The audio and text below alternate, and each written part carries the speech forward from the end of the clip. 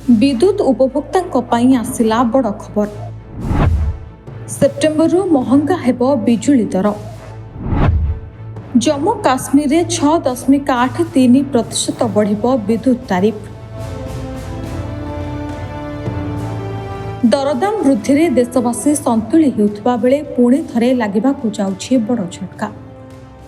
जम्मू काश्मीर रे वृद्धि पाइब विद्युत बिल। हाँ दर्शक, जम्मू काश्मीर रे विद्युत ग्राहकों पाई नुआ टारिफ आसबाकु जाउछि। आसंता सेप्टेम्बर 1 रु विद्युत बिल बढ़िब।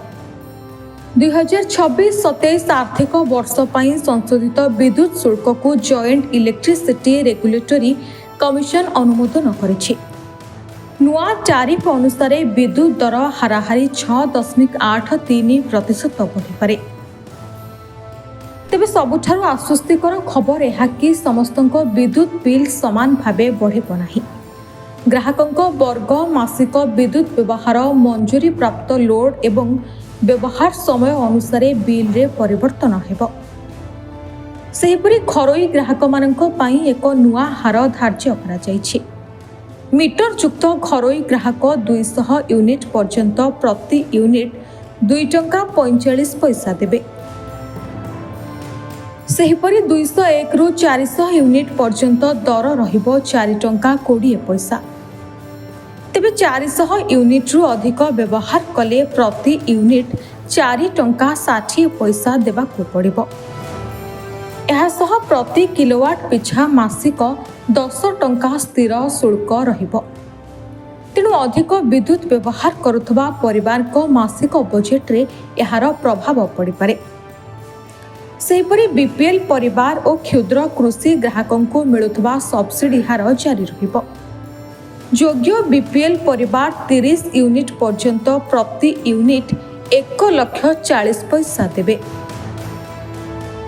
सेहिपरि क्षुद्र कृषि संयोग पाई 20 हॉर्स पावर पर्यंत प्रति यूनिट 1 टंका 5 पैसा हार रहिबो। वाणिज्यिक ग्राहकों पाई मध्य विद्युत दर बदलिबो। व्यावसायिक शिल्प ग्राहकों पाई टाइम ऑफ डे टारिफ मध्य लागू हेबो। अर्थात एही ग्राहकों बिल केवल केते विद्युत व्यवहार कले ताहा नुहे, केउ समय रे व्यवहार कले ताहा उपरे मध्य निर्भर करिबो।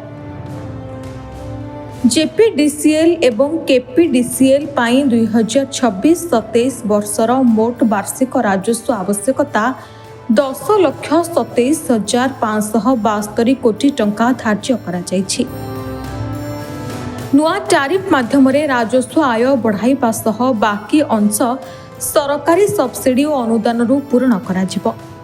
तेबे सेप्टेम्बर 1 रु नुआ टारिफ लागू हेबा परे केउ वर्गर ग्राहकों बिल केते बढ़िबो ताहा सेमानक विद्युत व्यवहार उपरे निर्भर करिबो।